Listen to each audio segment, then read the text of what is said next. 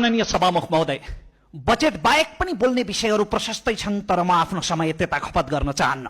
सडकमा मोटरसाइकल चलाउँदा basic traffic नियम पनि नमान्ने माननीयको मुखबाट संसदमा बडा बडा नीति नियमका प्रवचनहरू गुन्जिएको, अनि जुन पार्टीका मेरै नामका गृहमन्त्री हुँदा यो देशमा जेनजी बालबालिकाहरूको नरसंहार भएको थियो, त्यही पार्टीले तिनै जेनजी शहीदको सम्झनामा संसदमा पार्टीगत मौन धारण गरेको, गिरिबन्धु काण्डको नाम लिन डराएर टी स्टेटको छानबिन गरे हुन्छ भनेर सदाचारको अभिनय गरेको जनताले निहालिरहेकै छन्। म त्यता जान चाहन्न। सम्माननीय सभामुख महोदय, म मन्त्रालयगत अथवा विषयगत छलफल भन्दा पनि समग्र बजेटमै केन्द्रित हुन चाहन्छु, किनकि म खर्च कटौतीका लागि होइन, भ्रम कटौतीका लागि संसदमा उभिएको छु। यो बजेटका धेरै विषयहरूमा मेरै शब्दमा अनावश्यक भ्रमको भाइरस फैलाइएको छ। सरकारले किसान देखेन, सरकारले किसान देखेन, सरकारले पशु पंक्षीको बिमामा यो बजेटमा 80% प्रिमियममा अनुदान दिँदैछ। यो देशमा रासायनिक मलको अभाव नहोस् भनेर पहिलोपल्ट रासायनिक मलको आपूर्तिको क्यालेन्डर लागू हुँदैछ। प्राङ्गारिक खेती प्रवर्धन, 10,000 हेक्टरलाई सिँचाइमा जोड्ने योजना, बाली बिमामा अनुदान, रासायनिक मलमा अनुदान, यी सबै हेर्दा एउटा गम्भीर प्रश्न जन्मिन्छ, यो सरकारले किसान देखेन कि प्रतिपक्षले राम्ररी बजेट पढेन? सभामुख महोदय, मैले यो बजेटलाई मनन गरेरै, किनभने सुकुम्बासी समस्या समाधान गर्ने प्रतिबद्धता, सहकारी पीडितको बचत फिर्ता, मध्यम वर्गलाई दोब्बरमा 10 लाखसम्ममा आयकर छुट र निजी क्षेत्रका लागि नेपालको सफल उद्यमी माननीय विदुषी राणाको शब्दमा गेम चेन्जर बजेट आएको छ। त्यसकारण मैले यो बजेटलाई आत्मादेखि मनन गरेर र तृप्त भएर नै मरी मरी ताली बजाएको। हामीले 3% कर लगाएकै हो सभामुख महोदय, तर संविधान प्रदत्त शिक्षा र स्वास्थ्यको मौलिक अधिकारमा कर लगाएको होइन, मौलिक अधिकार शिक्षा र स्वास्थ्यको व्यापारमा कर लगाएको हो सभामुख महोदय। मलाई आश्चर्य लाग्छ, यो 3% समता कर शिक्षा र स्वास्थ्यको निजीकरणमा लगाउँदा कमरेड माननीयहरूको चित्त दुखेको छ। अचम्म लाग्छ। सायद सबभन्दा बढी निजी स्कुल र अस्पतालमा आफ्नै साथीभाइको लगानी भएर होला। अनि त्यो संविधानको समाजवाद उन्मुख भन्ने शब्द मात्रै कण्ठ गरेर हुन्छ?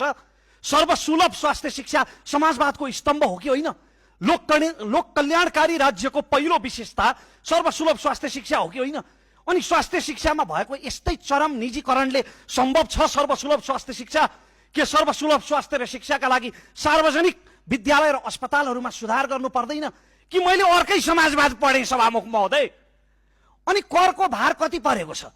अस्ति एकजना धर्मलाई अफिम मान्ने माननीयले तुलसीदासको रामायण सम्झाउनु भयो।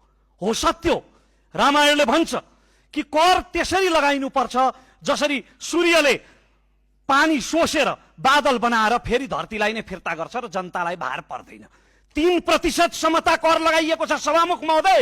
3% भनेको 5,000 रुपियाँ मासिक निजी विद्यालयमा मेरी छोरीका लागि नर्सरीमा मैले तिर्दा मलाई पर्ने कर भनेको जम्मा 150 रुपियाँ मासिक हो।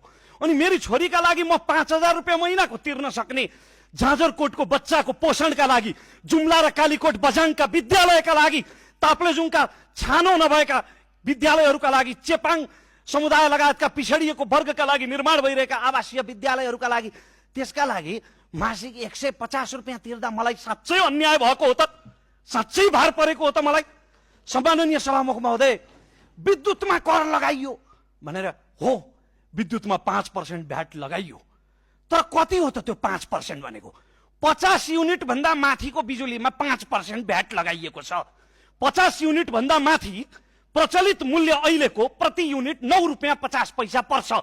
त्यो 9 रुपियाँ 50 पैसाको 5% भनेको त 45 पैसा हो त सभामुख महोदय, प्रति युनिट।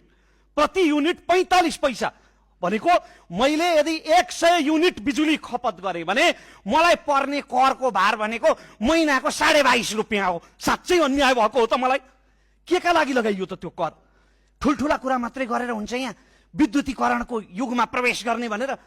प्रधानमन्त्रीको शब्द म सापट लिन चाहन्छु सभामुख महोदय। यदि अहिले नै सबैले इन्डक्सन चुलो बाल्ने हो भने र अहिले नै सबैले इभी गाडी प्रयोग गर्न थाल्ने हो भने हाम्रा भयभरका ट्रान्सफर्मर एकैचोटि शहीद हुन्छन्। गोविन्दाय नमो नमः। ती ट्रान्सफर्मरहरूमा सुधार गर्नु पर्दैन? कैयौं गाउँहरू अहिले जलस्रोतको धनी देशमा बत्ती मुनिका अँध्यारा भइरहेका छन्। ती गाउँहरूमा बिजुली पुर्याउनु पर्दैन? त्यसका लागि ट्रान्सफर्मर गतिला सब स्टेशनहरू चाहिँदैन, अनि सब स्टेशन र ट्रान्सफर्मर रुखमा फल्छ, त्यसका लागि स्रोत चाहिँदैन। त्यसका लागि विद्युतमा यसपटक 5% भ्याट सरकारले लगायो। सभामुख महोदय, बडा गजबका प्रश्नहरू आउँछन् प्रतिपक्षी बेन्चबाट, म छक्क पर्छु कहिलेकाहीँ। कहिलेकाहीँ ऋण किन यति धेरै लिएको भन्ने प्रश्न आउँछ। ऋण लिनु रहर होइन, बाध्यता हो। हिजो ऋणको विरोध किन गरियो भने हिजो ऋण लिएर देशैभरि टिङ्रिङ टावर ठड्याउन र आफ्ना शुभचिन्तकको जग्गाको भाउ बढाउन मात्रै प्रयोग गरियो। हामीले वाचा गरेका छौँ कि ऋणलाई अधिकतम प्रतिफल आउने योजनाहरूमा लगानी गर्छौँ भनेर। हाम्रो राजस्वको स्थिति र दायित्वको स्थिति हेर्दा ऋण लिनु रहर होइन, बाध्यता हो, र यसलाई क्रमशः घटाउँदै जानु पनि पर्दछ र घटाउँदै जाने पनि हो। अर्को प्रश्न आयो, ऋण तिर्न यत्रो बजेट किन छुट्याएको भनेर। सभामुख महोदय, म ऋण खान्छु तर तिर्दिनँ भन्ने त उही मेरा काकाको तर्क जस्तो भयो त। ऋणको रिसेड्युलिङ हुन सक्छ, ऋणको भाका सारिन सक्छ, तर ऋण खाएपछि एक दिन तिर्नुपर्छ त नि। राज्यको कमिटमेन्ट होइन त्यो। यद्यपि त्यो ऋण हामीलाई अग्रजहरूले नै बोकाइदिनु भएको हो।